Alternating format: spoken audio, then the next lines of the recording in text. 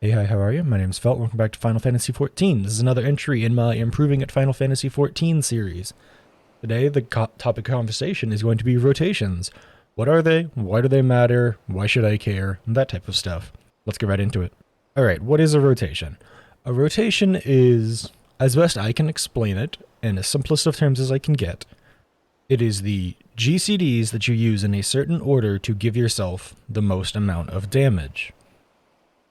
It's what you're doing throughout the fights, and a lot of jobs have a very static rotation in that at certain points in time, if you're doing the fight precisely with no being forced away from the boss, two Dragoons doing the fight at the same rate would be on the exact same skills all the time. That's the basic idea of a rotation. If you're following it properly, you will be hitting the exact same buttons at the exact same time, assuming that you're not being forced away from the boss.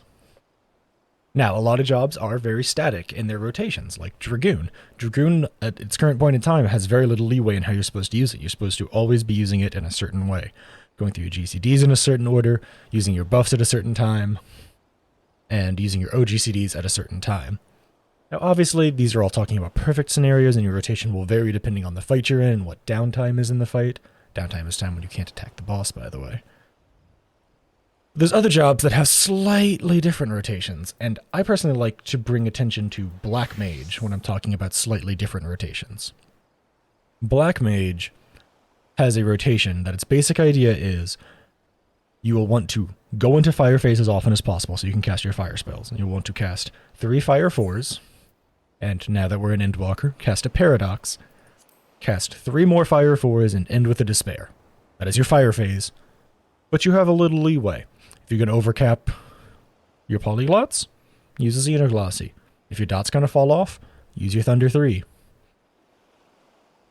Now, you don't want to do those. Those are not unoptimal. However, they are taking away from time spent spamming your fire spells, which is the main source of your damage.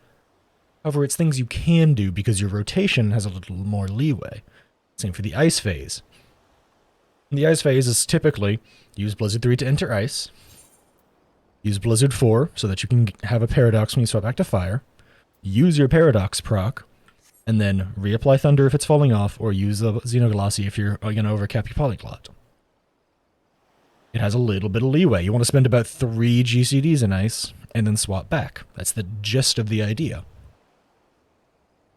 But obviously there's going to be times when, like, you just can't only use one Xenoglossy, you're going to have to use multiple, and that's why your rotation is going to have a little bit of leeway.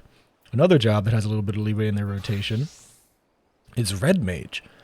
And that's not because you want to be letting stuff drift, which is to not use them off cooldown. You do not want to be letting things drift, like your acceleration, embolden, magnification, all that. You want all of those to be used off cooldown immediately. However, because you are an RNG-based job, and you do not always get over fire or over stone, sometimes your rotation will be a little different. The general idea is you want to always be casting over fire, or over stone, into over thunder, or over arrow. However, that will not always be the case. Jobs have slight variances in their rotations depending on how RNG dependent they are. Something like Red Mage has a little bit of RNG in it. Something like Black Mage has a little bit of RNG in it. Something like Dancer has a little bit of RNG in it, depending on how lucky you're getting.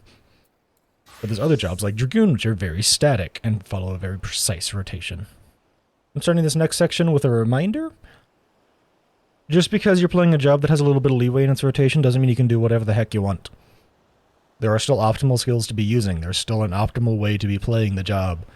Don't think that because, oh, I'm playing Black Mage, I can just spam my ice spells. No. You want to be in fire, spamming 3 Fire 4s, a Paradox, 3 Fire 4s, and a Despair. Just because the job has leeway doesn't mean you don't want to be doing the proper way of doing things. I'm going to give an example rotation of a job that has a very strict rotation, so that you can hopefully get an idea for what a rotation is, how you could possibly figure it out on your own, and to give just a general idea of rotations, as is the point of this video. Let's talk about Dragoon in particular.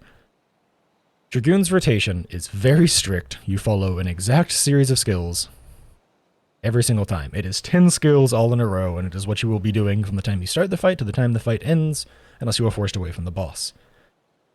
Now, I'm going to be showing something off that will be slightly confusing as the skill doesn't show up on your hotbar unless you have a buff. Raiden Thrust. Raiden Thrust is a higher damage version of True Thrust that will happen after you are pushing either Fang and Claw or Wheeling Thrust as a combo action. So after you have pushed either one of them as the second action in a combo, you will get the ability to cast Raiden Thrust. So don't be confused when I say Raiden Thrust instead of True Thrust when I'm talking about the rotation. Just throwing that out there.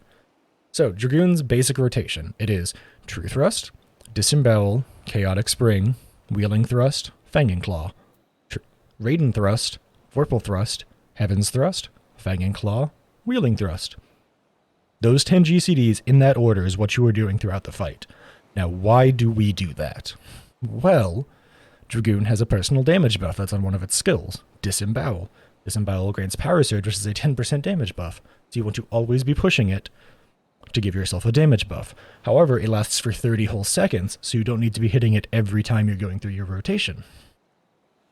Then we want to hit Chaotic Spring, because hitting Chaotic Spring will give us our damage over time, which lasts for 24 seconds, which means that we put that on the boss. We want it to tick for its full duration so it gets full value and not overwrite it, and then let it roll. Then, because Wheeling Thrust and Fang and Claw become available as combo actions after hitting Chaotic Spring, we want to use them, because, as I said, you get Raiden Thrust as a combo action if you've used Fang and Claw or Wheeling Thrust as a combo after the other one, which is more damage. It's 260 potency versus 230 potency, plus it gives you a gauge resource which lets you cast Wormwind Thrust, but that's not super important. And then you'll be back at your True Thrust or Raiden Thrust if you've done it correctly. Then you will be like, okay, well, I don't need to reapply my damage buff because it's going to be up for like 15 more seconds here. Don't need to reapply my dot because it's going to be up for like 12 more seconds here. So you go through the higher damage version to do more damage. You'll hit Raiden Thrust, Vorpal Thrust, Heaven's Thrust, and then Fang and Claw Wheeling Thrust. And then you will repeat ad nauseum. At that point you'll be like, okay, well now I need to reapply my damage buff and my dot.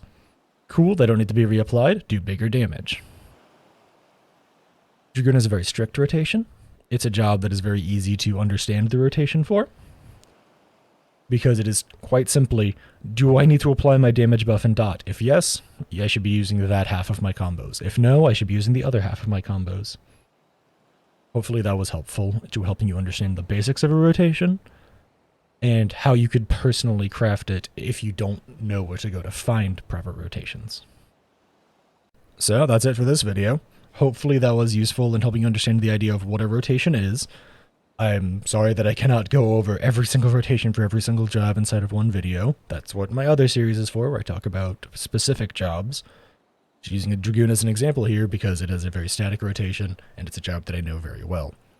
If you don't know where to go to find information for rotations on your jobs, first of all, I have tons of videos up on my channel that include gameplay demonstrations of them, so that you can hopefully just watch someone go through the rotation. However, if you want more resources, there's stuff out there like The Balance and Auk Morning. Those are a Discord server and a website, respectively, both of which include some pretty useful information on how to play the game better. Either way, thanks for hanging out and watching. Hope you've enjoyed this video. Like, comment, subscribe if you want to see more like it, and I hope to see you in the next one.